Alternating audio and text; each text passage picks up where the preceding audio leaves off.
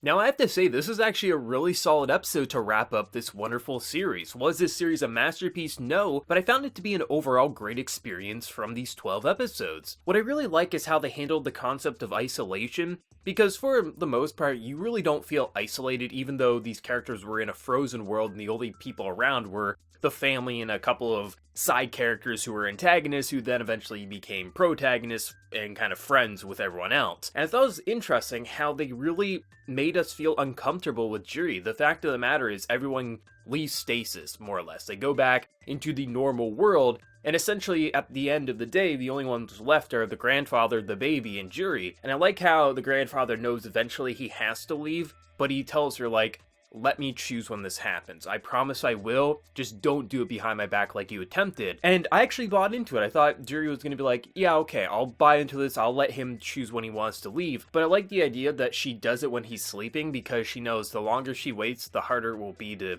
basically remove him from this world. And then when you just have her and the baby, you start feeling a little uncomfortable, because the baby's only going to be there for about half a year, so that when she does extract him from this world, his neck won't snap, he won't die, that it will be guaranteed that the baby will live going back into the normal world. And when that happens, you feel so just lonely with Juri. There's no sound effects, there's no background musics. The only thing you hear in this episode when Juri's the only one left is her own voice inside her head most of the time, and then the odd time she does speak out loud. It was eerie, you felt isolated and you felt uncomfortable, and the build up to her essentially losing her motivation to live in this world and her starting to become a herald, like, it was just like you didn't know where the hell it was going. And how they tie it into the first episode, the first 3 minutes of the first episode of this series starts off with us seeing some weird creature go and attack a girl on the street, and then the whole stasis thing activates. And how that ties into the final episode is something I really like. The last anime I remember that did this, where they had the ending at the beginning of the first episode, was Suka Suka.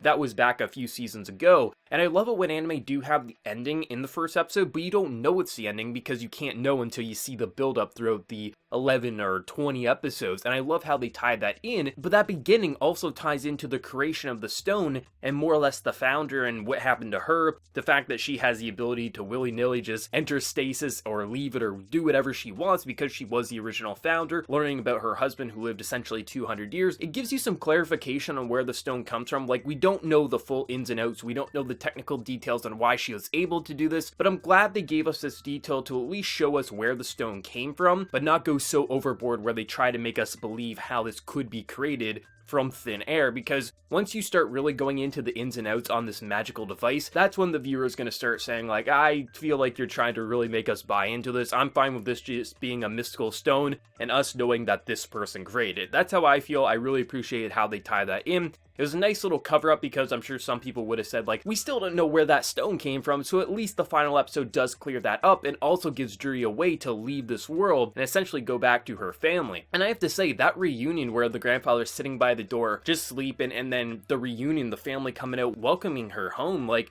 I actually got butterflies. I thought it was a really emotional moment. Like, I felt as happy for the family as the family was feeling. Like, that reunion, like, Juri was convinced that she would die alone. Like, maybe she could master the abilities like Sagwa had and be able to leave herself at some point, but once you lose the only company you have in a frozen world, her trying to, like, skip around town, she really did give it her all. She really did try her best to appreciate what she has. She has a world to herself. She can do anything. She can go anywhere. But I love how they build that isolation. So seeing that reunion at the end, seeing the little Sagwa boy call Juri mom, I thought it was just heartwarming. I thought this was the perfect conclusion. Like, there definitely could have been some sadness to this ending. Juri might have been locked away forever and it could have worked, but I'm glad they went the route they did. This definitely was a satisfying anime. 12 episodes, it ended, adapted the full manga that's completed. This was an enjoyable ride. I really felt like, even though it did have its downs, I thought the comedy and that father definitely was a low moment for this show, but when it was at its highest, it definitely was at its highest, and I just love how they tied up everything that I personally think they need to tie up, and I think they did everything